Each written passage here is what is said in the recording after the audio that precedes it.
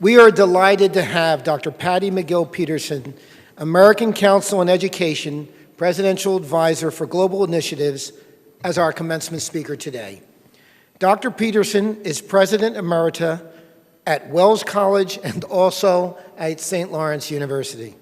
She has been a consummate advocate for globalization in higher education through her positions with the American Council on Education and the Council for International Exchange of Scholars, which administers the Fulbright Scholar Program.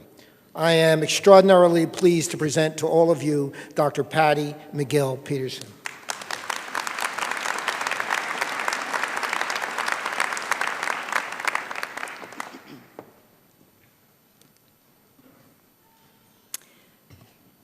Thank you very much, President Kesselman. First and foremost, I want to extend my personal congratulations to all the graduates assembled today. I join your family and friends in cheering you across the finish line. You know, commencement addresses, once upon a time, were the longest part of any commencement ceremony. Fear not. We are in the modern age, and it's now got to be something that is tweetable. My instructions are to be mercifully brief. President Kesselman has admonished that if I go over my allotment, 2 members of your weightlifting club will come alongside and carry me off the stage. I actually have sat through a remarkable number of commencement addresses, and one thing seems to be a common thread. They aspire to be inspirational. In that tradition, I would like to focus on the pursuit of your dreams. Right now, at this moment, I would love to be able to do an instant poll to ask you what your postgraduate dream is. And I'm not talking about fuzzy-headed daydreaming. I'm defining dream as a cherished aspiration, ambition, or ideal. That great philosopher, Stephen Colbert, once said, "Thankfully, dreams change. If we'd all stuck with our first dream, the world would be overcome by cowboys and princesses." Actually, there are some polls out there that indicate that dreams of graduates are increasingly pragmatic. These dreams are about quickly hitting a career path and moving into a high-paying job. Universities and the education they provide are increasingly held accountable to that goal. Now, I clearly understood when I served as a university president that one of my jobs was to help students succeed in the world of work, and especially to help the English major translate what she or he knew into full-time employment. That meant investing significantly in the best, most dynamic career services program we could possibly build. And while I understood that vocational responsibility, I didn't believe for a minute that it was my only responsibility. I held a deep belief that one of my jobs was to support bigger dreams that would sustain our graduates through all the jobs they would hold and all the vicissitudes they would experience, eventually taking them to a more expansive sense of who they are and what they could do.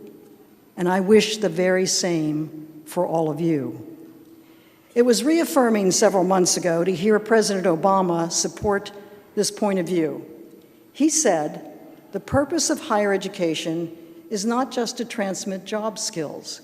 It's also to widen your horizons, to make you a better citizen, to help you evaluate information, to make your way through the world, and to be more creative while you're doing it." That means we have to think long and hard about the difference between skills for a particular job and broadly adaptable knowledge, and generally about the difference between vocational education and the kind of education that lasts for a lifetime over the course of many jobs.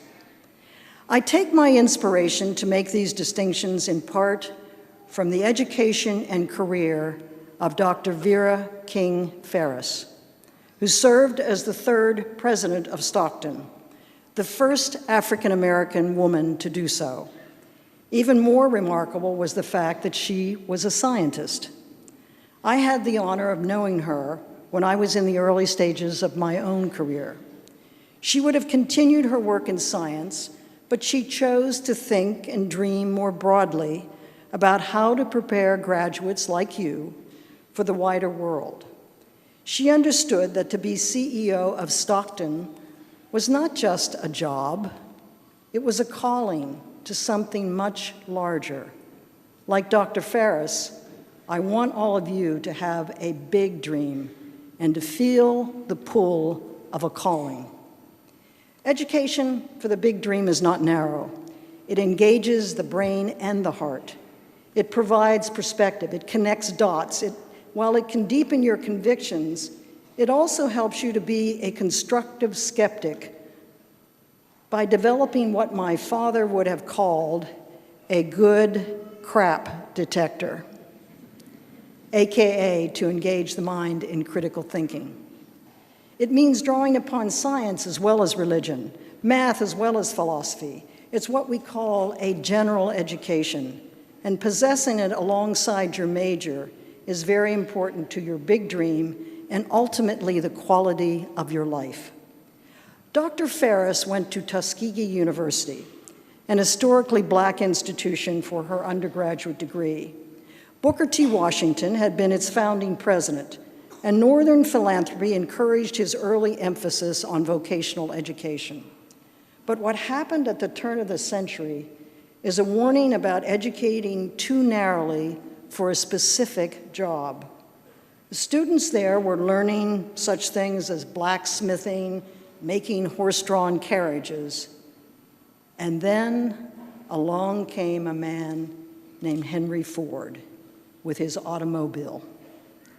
Sadly, a generation of Tuskegee students were out of jobs and thrown off their career paths. Their education and their dreams had been tied to a narrow set of vocational options. Fortunately, Tuskegee moved on and became an institution that could educate a Vera King Ferris to embrace a larger dream. So beware of anyone who narrows your dream to a single job or a single word like plastics. That was the career advice given to Benjamin, the woe-begotten hero in the film The Graduate. And if you haven't seen it, please draw it up on Netflix. Caveat emptor, plastics today, Teflon tomorrow, Benjamin needed a bigger dream. The great thing for your generation is that the world is so deeply interconnected. Your dream space has fewer and fewer boundaries. It can move across the world. That's why it's so important for you to know something about the rest of the planet, its languages, cultures, and customs. I am reminded of something I once read about the American dream in reverse.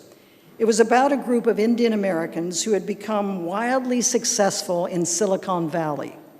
It was a story about how they were returning to India to support schools, orphanages, special education programs for girls, and other community building projects. One of their number described the morphing of his dream in this way. First, it was to come to the United States to go to graduate school. Then it was to get a job in Silicon Valley and be able to stay in the United States. Eventually, he realized that his ultimate dream was to make a difference in the poor village in northern India in which he grew up. Incidentally, he also found outlets for his philanthropy in San Francisco. But he had come full circle with a much larger international dream than the one with which he had started. When I mention Silicon Valley, invariably I think of Steve Jobs. You know, he didn't major in computer science. When he attended Reed College, he was interested in Eastern mysticism. And he once said that a course in Asian calligraphy was what influenced the design of the first Mac. He often talked about the importance of following your dreams and enlarging them as you move through life. His ultimate stated dream was to put a ding in the universe. I grew up in the foothills of the Appalachians, the first in my family to have the opportunity of a university education, and the first to venture beyond the United States of America in my life and work. My dreams have grown and multiplied in large part due to the quality of my education and equality of opportunity. Thank you for recognizing that today by awarding me an honorary degree. In closing, I wish you the power of a broad and deep education from Stockton University, the courage to follow your dreams and ideals, the willingness to look to far horizons, and, inshallah, the chance to put a ding in the universe. Thank you very much.